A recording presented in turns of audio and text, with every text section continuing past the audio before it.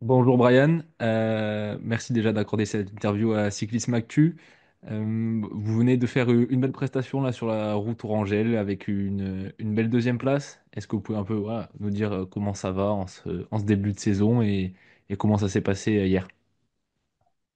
Bah, écoutez, c'est un plutôt bon début de saison quand même.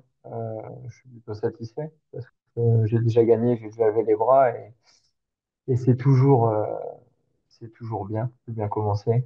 C'était l'objectif de bien commencer en Australie. Après, pour être très honnête avec vous, j'ai eu un petit passage à vide depuis l'Australie. Je pense que j'ai eu un petit peu de mal on va dire à la réadaptation, le retour de l'Australie. On sait que voilà, souvent on fait une acclimatation, une adaptation, il faut s'adapter à la chaleur et au décalage en y allant. Euh, j'ai l'impression que pour ma part, c'est pas trop un souci, ça se passe plutôt très bien dans ce sens-là.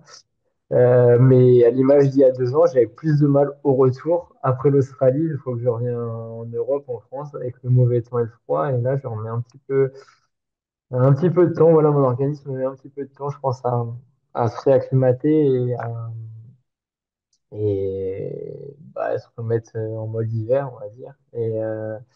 Et donc, c'est pour ça que ouais, c'était un peu. Les sensations étaient moyennes depuis le Down Under, depuis mon retour ici. Et, euh, et voilà, j'attendais. Moi, ma condition, je sais que j'ai bien travaillé cet hiver, que il me fallait un petit peu de temps, un petit peu de temps. Et là, on va dire que depuis Tirreno, depuis la fin de Tirreno à Repico, je sens que ça va vraiment beaucoup mieux et que je suis enfin opérationnel avec des sensations et une condition qui est plutôt bonne. Mhm. Et Et justement dans pour les hier, c'est la retour en gel. Bien évidemment, j'aurais préféré gagner. Après, pour être tout à fait honnête, je pense que je suis tombé sur une équipe Inuit très très forte. Ils ont super bien fait le sprint. Ils ont bien contrôlé toute la journée aussi. Et voilà, le vainqueur c'est bien Vilcra, c'est pas oui, c'est ça. Vilcra. Euh, que je, que je prononce bien son nom, oui, oui, il a pas fait d'effort de la journée, voilà, il a été déposé super bien et son poisson pilote l'a lâché à 150 mètres avec beaucoup de vitesse et voilà, avec ça, il n'y a pas beaucoup. Et lui était très solide aussi, donc il n'y avait pas grand-chose à faire. Et quand on regarde les images, bah, ça se rassoit très vite avant la ligne dans sa roue, moi y compris. Donc voilà. Ouais. Donc pas de regret sur cette deuxième place. Et Pas justement beaucoup, dans les non. prochains. Ils ont été solides, très beaucoup de sang-froid. Je pense que c'est à montrer clairement j'allais dire dans les écoles de vélo, mais on fait pas des lead-out et des lancements de sprint comme ça encore en école de vélo. Même si ça va de plus en plus vite, de plus en plus jeune, je pense qu'on est un peu en avance, mais non, ouais, c'est sûr, c'est à montrer, c'était presque du tableau noir ce qu'ils ont fait. Mhm. Et dans les prochains jours, quel est un peu votre calendrier de course? Alors, on a eu pas mal de changements, bah, pas mal de changements, c'est pas un gros changement, mais j'étais censé faire essentiellement que les Coupes de France, donc Paris-Camembert, normalement mercredi. Je pense que vous avez tous suivi l'actualité et surtout Bruges de Panne, où il y a eu pas mal de chutes et de casses, y compris chez nous. Donc c'est pour ça que je vais faire un petit tour sur les pavés à travers les Flandres, une course que j'apprécie et que j'aime bien. Voilà, c'était pas forcément prévu pour un peu limiter les déplacements au vu bah voilà, de l'effectif des blessures plus ou moins longues.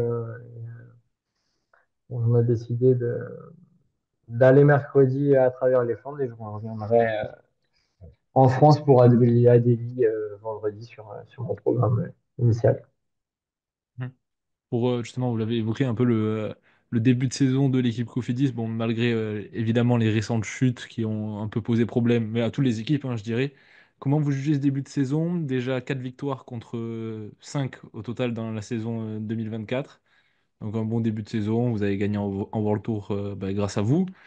Quel est un peu le ressenti sur cette première partie d'année du côté de la Cofidis? Bah, je pense que déjà, c'est difficile de faire pire que l'an passé. Pour être très honnête, on n'a pas fait une bonne saison l'an passé, c'était compliqué. Euh, je n'ai pas forcément trop d'explications à cette mauvaise dynamique de l'an passé où des fois, sans s'en rendre compte, on rentre dans un mauvais schéma et ça se passe mal. Et ça a été, je pense que pour les fans de Choupo-Moting, ça a été difficile, mais pour nous, les coureurs, ça a été difficile aussi parce qu'on fait du vélo pour performer, pour gagner des courses et quand ça se passe mal, c'est jamais agréable. J'ai l'impression qu'on est reparti sur de bonnes bases en 2025. C'était aussi un de mon objectif qui était fixé, et mon rôle d'aller en Australie et de performer directement pour voilà, partir et inculquer une bonne dynamique. Il y a eu pas mal de changements aussi, pas mal de recrues. J'ai l'impression, moi j'ai seulement fait le stage de décembre parce qu'au mois de janvier j'étais en Australie, mais dès le stage de décembre, j'avais l'impression que la mayonnaise prenait bien. Voilà, on a découvert un peu tous les horizons avec des je vais dire des cursus, mais des carrières un peu différentes. On a des mecs comme Simon Carr, Dylan Teuns qui arrivent pas mal de l'étranger. Aussi, voilà, Valentin Ferron qui arrive d'une équipe française, bah, mon ancienne boutique, on va dire, mais donc voilà, on avait du monde un peu de partout, mais des coureurs talentueux avec de l'envie. Et on est bien parti. J'ai l'impression qu'on est sur un bon petit tempo, un bon rythme. On a déjà gagné 4 fois. On va dire que c'est pas des révélations, mais je pense que Milan Frétin montre de très belles choses, très belles choses. Il a gagné devant des coureurs très rapides. Et c'est top d'avoir un jeune de ce niveau-là au sein de l'effectif pour, euh, pour la suite et déjà pour la suite de la saison. Et donc, non, ouais, j'ai l'impression qu'on est sur un bon petit tempo. Comment dire, ça roule bien, ça se déroule bien à l'image d'Aimé de Ghent à E3 qui fait, voilà, il anticipe au bon moment, pile poil comme il faut et quand tout se passe bien, il faut en profiter. Peut-être que l'an passé, s'il avait fait ça, tout le monde aurait suivi et il aurait fait, etc. Et aujourd'hui, la semaine dernière, je crois que c'est septième, 2-3, c'est un super bon résultat. Donc voilà, on reste concentré parce que bien évidemment, tout le monde est au courant de, de ce, comment dire, cette relégation ou non à la fin de l'année. Voilà, la course au pont est lancée, mais voilà, on est j'ai l'impression dans une bonne dynamique. On marque des points et fait des résultats presque tous les week-ends. Alors oui, on ne gagne pas tous les week-ends, mais on fait notre maximum. Et voilà, pour l'instant, c'est très bien, je pense. C'est plutôt une bonne note sur ce début de saison. Mhm. Justement, cette course au point qui fait un peu l'actualité partout. Enfin, est-ce que ça prend une grosse place dans les stratégies de mise, enfin, avant les courses, de tout ce qui entoure en fait votre environnement en tant que coureur? Est-ce que ça vous impacte directement ou c'est plus des calculs que font les directeurs sportifs, les managers et compagnie? Non, non, ça nous impacte clairement. Bah, en fait, j'ai l'impression, en fait, j'ai conscience et moi, ça impacte mon métier, clairement. Je pense que les 10 premières, allez, jusqu'aux 12 premières World Tour sur le classement tournant des 2 dernières années sont larges et eux s'en foutent un petit peu hein, pour parler vulgairement, mais ça, ils y pensent pas. Pour les fins de classement et les premières Conti Pro, on est obligé d'y penser. Ça rentre dans les stratégies, ça c'est sûr.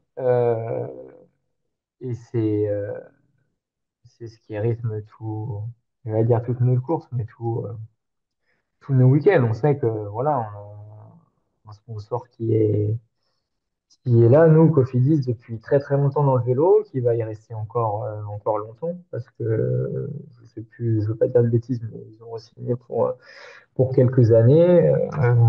Cofidis Compétition maintenant est une filière de Cofidis, donc c'est encore plus ancré. Mais bien évidemment qu'ils veulent qu'on soit World Tour et qu'on soit invité directement au Tour de France, qu'on fasse le meilleur calendrier sans dépendre des invitations. Et donc, c'est aussi le challenge qu'a Cédric Vasseur, de garder l'équipe Cofidis en World Tour. Donc non, oui, c'est sûr que ça fait partie de notre quotidien et, euh, et on essaye avant tout de gagner des courses, parce qu'en gagnant des courses, on marque beaucoup de points. Mais ça serait clairement vous mentir et pas être honnête de vous dire que si la victoire est plus jouable, on commence à calculer les points et on fait tout pour marquer le plus de points possible. Mhm. Justement, il y a eu un article il y a quelques jours dans l'équipe qui a parlé un peu de votre manager général, Cédric Vasseur et compagnie, quelques sujets polémiques. Je ne sais pas si vous voulez revenir dessus ou pas du tout. Est-ce que vous avez un mot à dire Moi, j'ai là-dessus? pas du tout de souci de parler de ça. Voilà, je pense que le métier de comment dire, de manager général, je crois que c'est le terme exact, je suis pas sûr, mais en tout Oui, c'est cas ça, de c'est ça. directeur, de chef d'équipe, on va dire, c'est très compliqué. Comme je disais, il a aussi de la pression. Je pense que comment dire, son, son poste et son emploi, et aussi, j'imagine, j'en sais rien, je veux pas dire de bêtises, mais c'est pour expliquer aussi un petit peu à tout le monde la pression qu'il doit avoir sur les épaules, est aussi liée comment dire, à la réussite de l'équipe. Et donc voilà, moi ce que je vois, c'est que certes, ce qui a été dit dans le journal pour ma part, je vais parler de ma partie et de ma paroisse, c'était l'an passé. C'était l'an passé, c'était pas forcément faux. Ensuite, on a eu clairement une belle discussion, on va dire, euh, à la trêve, au mois de comment dire, de novembre, au stage, comment dire, comment ça s'appelle, j'allais dire de cohésion, mais administratif, au stage administratif. Et c'est l'une des premières fois dans ma carrière où vraiment la direction sportive, que ce soit les directeurs sportifs et Cédric, se sont excusés, on en a discuté. Voilà, ils se sont excusés voilà, de quelques petits différends qui étaient banals, mais où, voilà, c'était plutôt des on dit qu'on n'avait pas parlé. Donc, j'étais très content de ça. Et depuis ce jour-là, voilà, moi, j'étais reparti à fond pour l'équipe et ça s'est vu dès le début de saison. Donc voilà, j'ai pas du tout envie de polémiquer là-dessus, mais j'avais juste ça à dire que de ce côté-là, c'était plutôt positif. Rien au mois de novembre, on en a discuté. Après, je fais pas tout bien, hein, mais voilà, on en a discuté. C'était vraiment très positif et constructif. Donc voilà, il n'y a pas que du négatif, si c'est pas forcément pour le défendre ou quoi, mais c'est aussi pour un petit peu expliquer la situation et donc, euh, et donc voilà. Mhm. Bon, très bien, merci. Et allez, quelques petites questions un peu sur l'actualité en général du cyclisme. Vous qui avez fait maintenant, c'est quoi votre 12e année chez les professionnels? Alors, au bout d'un moment, on compte plus. Ça doit être ma 13. Je suis passé pro en 2013. Ouais. 2013, ma première saison. Bah, là, c'est la 12e 13, alors, c'est bien 14, ça. 15, 16, 17, 18, 19, 20. Ok. J'attaque ma 13e. Ah oui, non, bon, la 13e. Bon, allez, on Ça est. fait 12 ans, mais j'attaque la Ouais, 13e c'est saison. ça. C'est la 13e, c'est bien ça. Du coup, quelques petites questions, notamment sur l'état du cyclisme français. On a vu qu'il y a quelques. Enfin, on manque un peu de, comment dire, de top coureurs. Vous êtes avec, si je me trompe pas, avec Lenny Martinez, la seule victoire World Tour cette année du côté français. Qu'est-ce que vous pensez enfin, qu'est-ce que vous pourriez dire aux gens qui sont un peu inquiets sur l'état du vélo en France? Ce que je pense, c'est que clairement, il faut aussi prendre en compte que le vélo s'est mondialisé. Il y a de plus en plus de talents. Alors après, ça c'est mon analyse, hein. Chacun est libre de penser ce qu'il veut, mais je pense que le vélo s'est mondialisé. On va dire qu'auparavant, c'était vraiment exclusivement, on va dire, j'allais dire l'ancienne Europe, mais c'était Belgique, Pays-Bas, Italie, ça c'était Espagne. Voilà, on va dire autour de la France, c'était clairement là le vivier de coureurs cyclistes chez les jeunes catégories. Maintenant, ça se mondialise de plus en plus et c'est très bien. Et du coup, on a des talents de plus en plus, on va dire, on a un vivier de plus en plus grand et du coup, on trouve de plus en plus de talents. En tout cas, c'est voilà mon analyse et donc ça me paraît aussi logique qu'il y ait plus de très bons coureurs étrangers. Je prends l'exemple de Slovène, même voilà, Bini, Girmay, c'est des très bons exemples. Et donc, euh, et donc voilà, c'est pas qu'on a des mauvais coureurs, mais c'est que voilà, comment dire, je pense qu'on a d'aussi bons coureurs qu'auparavant, mais la concurrence est plus rude. En tout cas, c'est mon analyse. Et on a de futurs très bons talents. Après, je sais pas ce que ça donnera, mais voilà, on a des très très jeunes, très très prometteurs, et j'espère que ça, comment dire, ça qu'ils iront loin et que ça marchera fort. Pas trop des sujets d'actualité. On en a beaucoup entendu parler cette semaine. Tadej Pogacar qui va faire Paris-Roubaix. Rapidement, est-ce que vous pensez qu'il a une chance de gagner? Je pense qu'il a une chance de gagner, c'est sûr, il est très très fort. Après, pour gagner, je pense qu'il faut se débarrasser de Van Der Poel. Et là, c'est mon analyse de passionné de cyclisme, on va dire. J'ai regardé, j'étais pas Milan San Remo, donc bien évidemment que j'ai regardé. Et même si intrinsèquement, on va dire, intrinsèquement, même il est plus fort physiquement que Van Der Poel, je pense que techniquement, Van Der Poel est sur les pavés, sur les parties techniques, encore un cran au-dessus, et est plus explosif, plus rapide. Donc, voilà. C'est un peu une réponse en carton, mais oui, bien évidemment qu'il a des chances parce qu'il est super à l'aise, il fait ce qu'il veut sur un vélo, il est capable d'attaquer de super loin. Il a tout ce qu'il faut pour gagner, mais je pense que Van Der Poel est encore au-dessus. Donc voilà. Ok. Et allez, dernière petite question, c'était l'actualité du jour même.